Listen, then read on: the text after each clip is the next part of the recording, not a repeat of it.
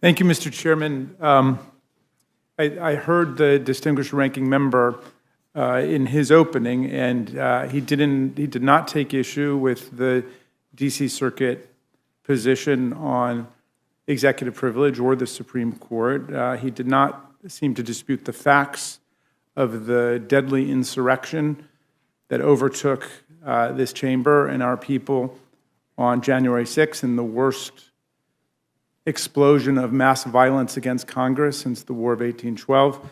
But I did hear him call the Select Committee partisan, I think, and please correct me if I got that wrong. But I think he, and so I wanted to pursue that for a moment, because it does seem like all of the legal arguments, the executive privilege, separation of powers, all of that's fallen away. Everybody sees they're losing in court. Nobody can take that seriously. But there's this claim out there that the committee's a partisan one. So I wanted to pursue that with both of you, because I think you are two members who are of different political parties, which I think immediately refutes the claim that it's a partisan committee. But you also are two members who have acted in some ways outside of the will of your own parties. Both of you are, in some sense, transpartisan, we're suprapartisan heroes. I mean, Mr. Thompson, before the House of Representatives created the Select Committee, I believe you were the person who was negotiating for an outside commission modeled after the 9/11 Commission. And I remember hearing a lot of grumbling among Democrats because you negotiated a successful bipartisan agreement, I think with Mr. Katko of New York, for an outside commission made up of 5 Republicans, 5 Democrats, equal subpoena power right down the middle. And if I understand it correctly, you basically agreed to what the Republicans were asking for. Is that right? That's correct, as well as no member of Congress could serve on that nonpartisan commission. So not only was it going to be nonpartisan and independent, that commission was going to be non-congressional, right? It was going to be former secretaries of state, former secretaries of defense, distinguished people across the board, like the 9/11 Commission. And I believe that that was originally initiated by Mr. McCarthy, wasn't it? The minority leader did he not send his emissary, Mr. Katko, to negotiate that with you? That's correct, and you're correct. Some of my more progressive Democratic colleagues took issue with the negotiation. They said, the Democrats are in the majority, we should have a majority on that commission, and you said no. You said it's far more important to pursue the truth in an objective way, and we'll have a balanced commission. This is my recollection. That's correct. Plus, it was clear that when the insurrection of January 6th occurred, they wanted to hurt anybody they got their hands on. So you were a Democrat, Republican, or whatever. And I felt a calling beyond the partisanship so that we could... Well, some of those insurrectionists were hunting for Nancy Pelosi, and we have footage within our committee of people saying exactly what they were going to do to Nancy Pelosi, but there were clearly people who wanted to end her life. There were others, we saw them chanting, "Hang Mike Pence, hang Mike Pence." The words are still ringing in my ears from that day. So that was a bipartisan hit squad, wasn't it, that came in with the insurrection? No question. They were looking for Democrats and Republicans. They wanted to overthrow American constitutional democracy. So you came up with Mr. Katko with this commission, and please tell me what happened, because what I read in the newspaper was that Donald Trump said no. He didn't want any investigation at all of the assault on American democracy. Is that right? I mean, that's the understanding I've got. If something else happened, please correct my misunderstanding. You're correct. We accepted two issues from Mr. McCarthy. One is the equal number of members. The second is that there had to be no members of Congress on it. So we accepted... And equal subpoena power, right? Equal subpoena power. And so after we accepted it, formalized it, the former president decided he was against that. And so Mr. McCarthy came out. He changed course, didn't He he? came out against his It was a own U-turn. his He did an own about-face, recommendation. and he opposed the very commission that he had initiated and advocated for. Is that right? That's correct. Okay, so then we're forced in the House of Representatives to say, all right, well, we're not going to let this go, as Mr. Perlmutter says. We're not going to bury this in the sofa. We're not going to sweep it under the rug. We're going to have our own select committee. And that's what this is. And I see a Democratic chair and a Republican vice chair. Ms. Cheney, are there any other committees or subcommittees in Congress you're aware of that actually have one Democrat and one Republican working together the way that you and Mr. Thompson are? I'm not aware of any. I also would like to say I'm extremely proud of the nonpartisan way, as you know, Mr. Raskin, our committee is operating, the nonpartisan way our staff on this committee operates. And, you know, I spent a lot of my life, because I grew up, you know, with a father who was involved in politics. Which side was he on? Bush v. Gore. We can talk about it later. But you know, when I grew up and I watched public servants and I watched how public servants in this country operated, and when people would say to me, you know what, politicians, you just can't count on them, you just can't trust them, I would defend them, and I would say, no, the vast majority of the people that I know, and I know many personally, do the right thing. And they're here for the right reason in this body, and they care about the country. And when they are called to act in a way that is inconsistent with their political desires, political wishes, they will. And I spent most of my life saying that. And one of the most disappointing things about this period of the last 14 months has been the extent to which, when the chips were down, my colleagues did not meet the test. When the chips were down and when you were called to do what you know is right, instead you played politics. And you continue to do it in here today. Continue to do so. Mr. Scavino and Mr. Navarro are obviously and clearly in contempt. There shouldn't be anything political about the fact that they're in contempt. And as the chairman said, we should be able to move this on unanimous consent. But our country demands better. Our country demands elected officials who are serious, elected officials who know the difference between politics and your oath of office. Our country demands that, and the future of our republic demands that. So I think it is absolutely clear what the right thing is to do with respect to this, and with respect also more broadly to investigating the attack of January 6th, proposing legislation that will help ensure that it never happens again. Well, I appreciate that, and I've got to say, as a person who's fortunate enough to serve under both of you on this committee, it is the most bipartisan committee I've ever been on. It's the one committee, Mr. Cole, that I serve on that doesn't begin with, well, this one may be a partial exception, but most of the committees I serve on start with an hour of partisan polemics and diatribe where people are just slashing at each other and attacking each other, and that's really not how the January 6th Select Committee works. We're rolling up our sleeves and getting down to work. We're trying to determine the events of January 6th, the causes behind them, and then what we need to do to fortify American democratic institutions moving forward against future coups, insurrections, and violence that would overtake our institutions. So not only is this a bipartisan institution, it is a model bipartisan committee, and I hope it's one that some other committees can learn from in terms of people working together in a truly bipartisan way. I just have a couple more questions, and one for you, Ms. Cheney. You mentioned that something very important, which is the vast majority of people we've wanted to talk to have wanted to talk to us.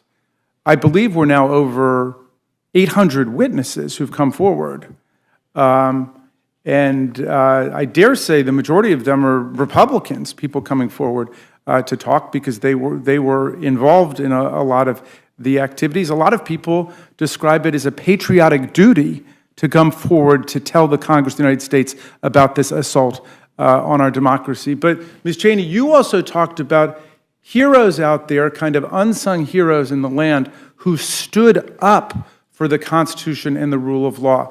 There were people like Secretary of State Brad Raffensperger in Georgia who refused every effort to intimidate him to concoct phony election results. There were election officials in Arizona who did the same thing. Not all of them were Republicans. Some of them were Democrats too. That was bipartisan. But say something about that, I think, just to debunk this final myth that there's something partisan about the investigation going on.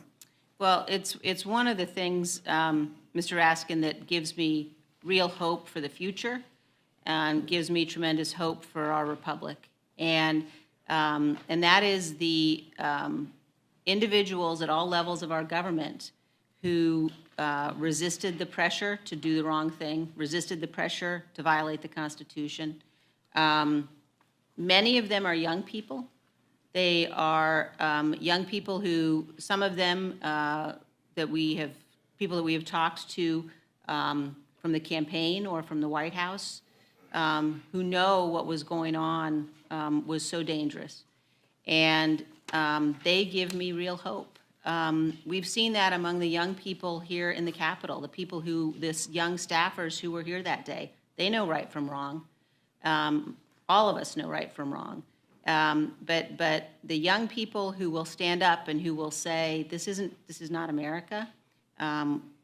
We must be a nation that is characterized by a peaceful transfer of power. That is what matters and what, as I said, gives me hope. I think it's also crucially important to remember, as a number of my colleagues have said, our institutions don't defend themselves. We were dependent upon the people that you've mentioned at all levels of our government. And we were dependent upon the Capitol Police.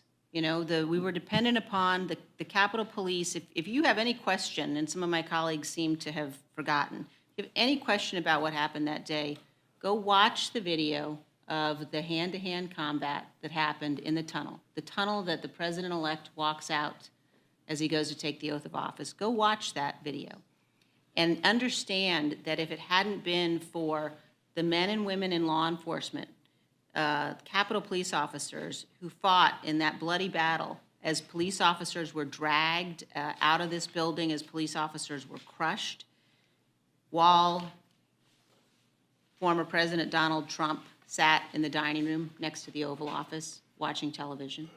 Go watch that and think to yourselves, what would have happened if the men and women in uniform who defend all of us in the Capitol Police and the Metropolitan Police Department, if they hadn't done their job, we would have had thousands more angry, violent rioters in this Capitol. We would have had a far worse constitutional crisis. So don't think that you can whitewash this, and don't think that you can maintain your character and your honor and your duty if you attempt to whitewash what happened. Well, let me ask you one final question, and then, Mr. Chairman, I have a final one for you. But I had a conversation on the floor with a GOP colleague the other day who said to me, well, it's easy for someone like Liz Cheney, whose father was the vice president, who has a big name, to take on the powers that be. It's easy for Mitt Romney to do it, but it's not so easy for people who are going to face the wrath of Donald Trump. He could spend a lot of money against them, he could have somebody run against them, and so on. What do you say? You're you've taken a very outspoken and some would say brave stand here, but at least I've heard from one Republican colleague, you're in a unique position. Are you in a unique position? Is it impossible for other Republicans to take a stand against what Donald Trump has been lying about and what he's been doing to the country? Well, I don't view it as bravery. I don't view it as courage. I think what the Capitol Police officers faced that day when they fought, that's bravery. I view this as duty. And these offices that we hold are positions of public trust. We swear an oath under God to the Constitution. It's not a ceremonial oath. It is an oath that has to mean something.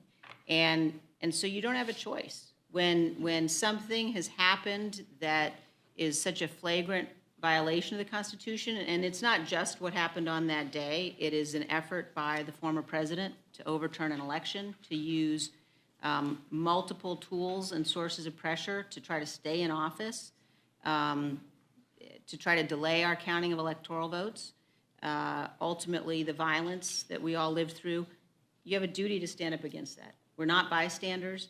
And if people are sitting in these seats because they just want to sit in these seats, then they're not fulfilling what is the most important responsibility in positions of public trust. Mr. Chairman, I think you've convinced a lot of people about your position on these contempt citations. These two people, you take Peter Navarro. Navarro was the trade advisor who got involved in all of these January 6th events, and then blandly, vaguely says, well, the executive privilege is not mine to waive, which of course is true. Neither is it his to assert. It belongs to the President of the United States. And Joe Biden said he's not asserting executive privilege for him. And then Navarro says, oh, well, it's a former president, but that former president hasn't asserted executive privilege for him. Have we heard anything from Donald Trump asserting executive privilege on behalf of Peter Navarro? We have not. So, and any court would say exactly what the courts have been saying before. Even if Joe Biden was here trying to assert executive privilege, a court would look at it and say, wait a second, executive privilege is for advice rendered by a federal advisor to the president on a subject matter they're working on. So like trade policy, if we were subpoenaing him to come in here and tell us trade policy secrets or something, it's got nothing to do with that, right? We're not trying to talk to him about what he was really working on. We were subpoenaing him to talk about his political campaign activities, or his criminal activities. And none of those are covered by executive privilege, right? Well, that's correct. The other thing is both of them were paid by taxpayers. They had no real mission in a political sense because the law prohibited it. The Hatch Act says they couldn't be doing that. So by definition, you're absolutely right. They couldn't have been doing their jobs at that point unless they're confessing a crime under the Hatch Act. And right? So we wanted to bring them in and ask questions, and we could not get them in, and that's why we are here today. Nobody's asserted an executive privilege on the behalf, not a former president, much less the current president, who specifically said no. And in any event, anybody can look at it and see that the executive privilege wouldn't apply. And yet, some people seem to want to set a precedent that anybody can just blow off the Congress of the United States. It's incredible to me that we've gotten to that point. But let me ask you this. What are they hiding? That's what America wants to know. What are they hiding? We have hundreds and hundreds and hundreds of people who come in to testify, to give us their complete testimony, to talk to the committee, and yet it seems like the closer that we get to Donald Trump, Steve Bannon, Mark Meadows is kind of doing the hokey pokey, 1 foot in, 1 foot out. But the closer we get to him, the more we find people who just want to blow off the committee. Why? What are they hiding? Well, part of the charge we have as a committee is to investigate what happened on January 6th. And obviously, part of that commitment is to talk to the people in the president's circle. We believe this concept that the election somehow was fraudulent was wrong, that we've not, as a committee, we've looked in many circles to look for any illegality. We've not found it. I tell you what we have found, Mr. Raskin, a lot of patriotic Americans who would conduct elections year in and year out, who are absolutely upset that the former president would say that they cheated. And many of these officials were Republican officials. And so they have now said, I'm not going working another election if this is what it's come down to. And that's the other part that the vice chair was talking about is the fact that with what has occurred, it has discouraged so many Americans from staying engaged in the political process, that our work as a committee is so important to the future of this country. We pick our leaders at the ballot box. We're supposed to settle our differences at the ballot box. And what occurred on January 6th is not who we are as Americans. Well, I want to just thank you both for the very bipartisan way in which you've conducted this committee and this remarkable and important historical investigation. The big lie remains a threat to this democracy. We must destroy that big lie with the facts and with the truth, and we have to stand up for everybody that's making democracy work. I yield back to you, Mr. Chairman. Thank you. Ms. Fishbach.